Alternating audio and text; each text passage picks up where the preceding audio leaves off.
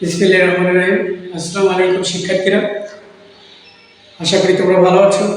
আজ আমি আমাদের আইসিটি অনলাইন ক্লাসের এমন একটি বিষয় নিয়ে আলোচনা করব, তৃতীয় অধ্যায়ের সংখ্যা পদ্ধতির, যে বিষয়টি পরীক্ষায় আসার জন্য অত্যন্ত গুরুত্বপূর্ণ।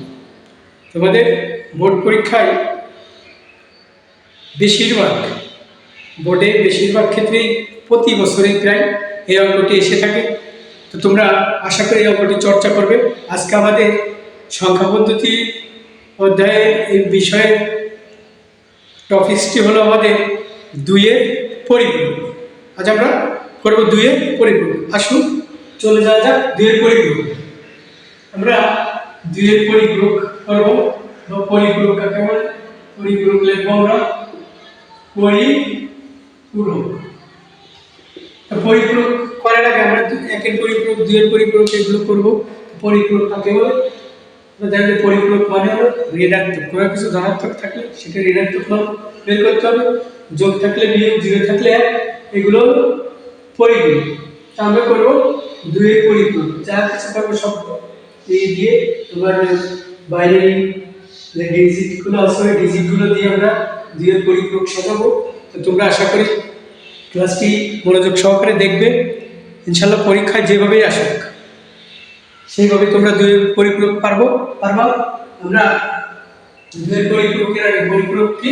পরিপূরক হলো ধনাত্মক থাকলে ঋণাত্মক, ঋণাত্মক থাকলে ধনাত্মক, যোগ থাকলে বিয়োগ, বিয়োগ থাকলে যোগ। বেশিরভাগই পরিপূরক হলো ওদের ঋণাত্মক মান প্রকাশ করবে।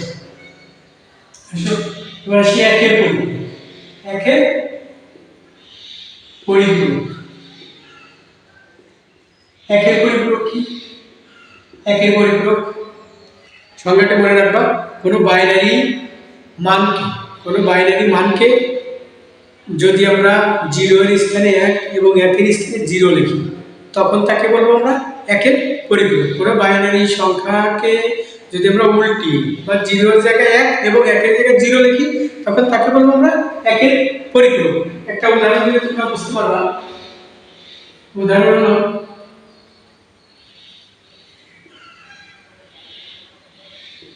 বাইনারি মান সাপোজ আমরা এভাবে লিখলাম, বাইনারি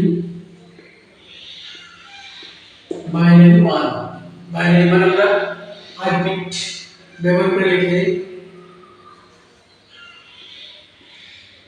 আমরা লিখলাম বাইনারি মান। এবার লিখবো আমরা একের পরিপূরক।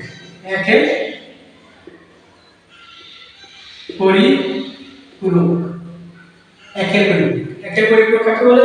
কোনো বাইনারি মানকে যদি আমরা উল্টিয়ে লিখি, অর্থাৎ জিরো এর স্থানে এক এবং একের স্থানে জিরো ব্যবহার করি, তখন তাকে বলবো আমরা একের পরিপূরক। তাহলে জিরো আছে কি? জিরো আর এক আছে, তাহলে 0 0 1 0 0 0 1 0, আমাদের একের পরিপূরক মান বের হয়ে গেল। তাহলে একের পরিপূরক কাকে বলে? কোনো বাইনারি মানকে উল্টিয়ে লিখলে, অর্থাৎ জিরো এর স্থানে এক এবং একের স্থানে জিরো লিখলে যে মান পাওয়া যায় তাকে একের পরিপূরক বলে। এবার আসি আমরা দুইয়ের পরিপূরক কাকে বলে? দুইয়ের পরিপূরক কাকে বলে?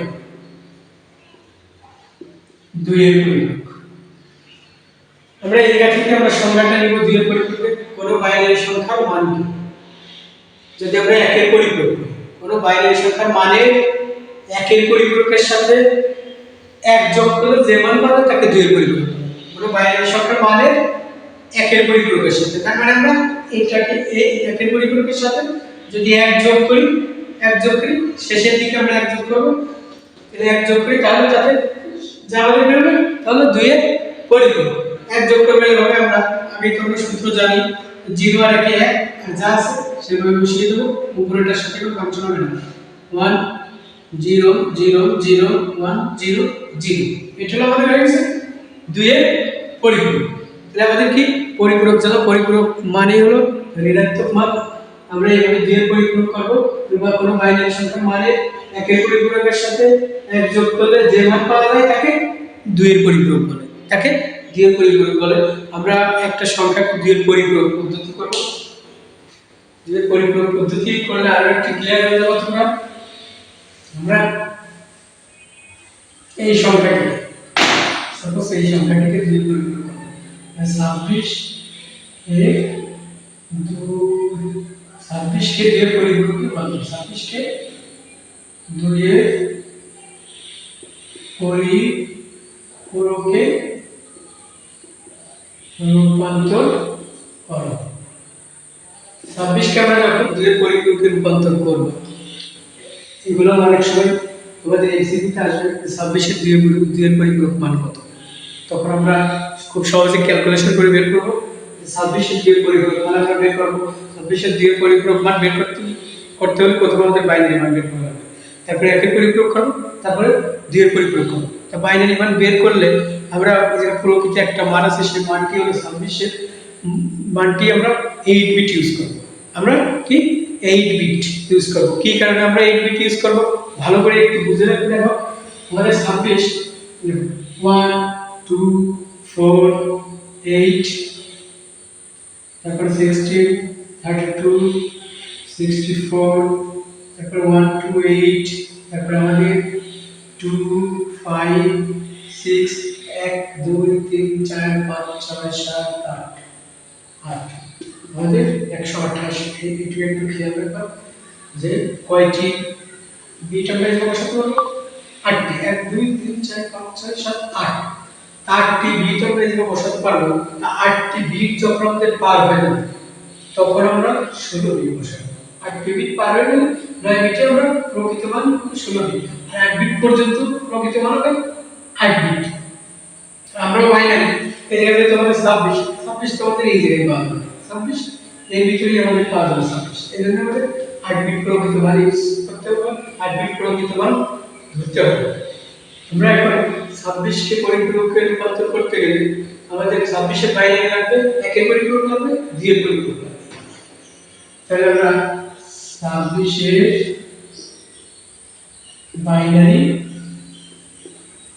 মান লিখব 26 এর বাইনারি মান কত 26 এর বাইনারি মান 16 আর 8 কত 16 আর 24 24 আর 2 26 এই জায়গায় 0 এই জায়গায় 0 তাহলে আমাদের 26 এর বাইনারি মান 1 1 0 1 0 আমাদের 26 এর বাইনারি মান হয়ে গেল এখন 26 কে আমরা 8 বিট নেব কি কারণে 8 বিট নেব আমরা প্রকৃতিতে একটা মান ব্যবহার করব যদি 188 বা 128 পর্যন্ত থাকে তবে প্রকৃত মান আমাদের 8 বিট পর্যন্ত নেওয়া হবে কত বিট 8 বিট আমরা এই জায়গায় যোগ পরিপূরক করতে গেলে আমাদের 8 বিট নিতে হবে এই 26 এখন 26 এর 8 বিট রেজিস্টার মান আমরা ইউজ করব রেজিস্টার মান 26 এর 8 বিট রেজিস্টার মান এর আছে কত বিট এই জায়গায় আছে আমাদের 5 বিট তাহলে নিব কত বিট আমরা নেব 8 বিট 5 বিট আমরা 8 বিট করতে গেলে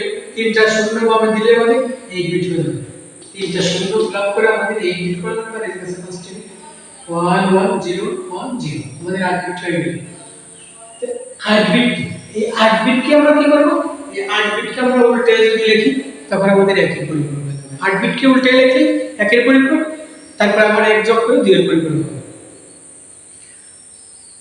তাহলে আমাদের 8 বিট কি উল্টে লিখি 1 1 1 0 0 1 0 1 তাহলে 1 এর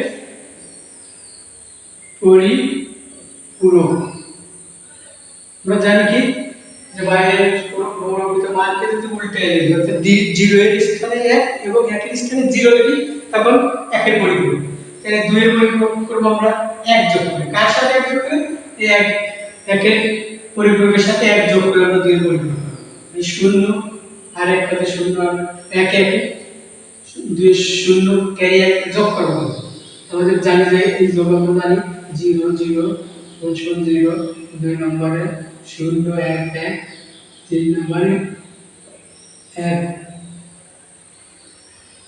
0 1 4 নম্বরে 1 1 0 ক্যারি ওভার ক্যারি 1 টাইম আমাদের 1 এর 1 2 2 0 ক্যারি ওভার 0 এর 1 যা আসে তাই বসবে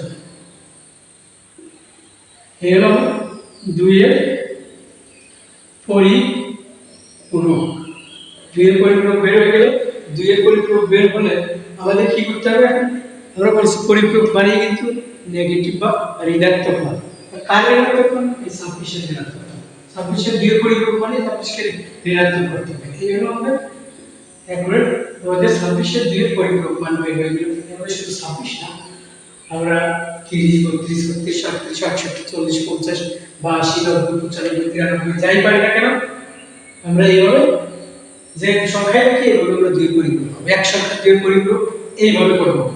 অ্যাকচুয়াল কিন্তু দেখো 26 এর বাইরের মান কিন্তু এটা না, কিন্তু 2 এর পরিপূরক করতে গেলে ঋণাত্মক বাইরের মান 26 এর এইটা, ঋণাত্মক 26 এর বাইরের মান এইটা।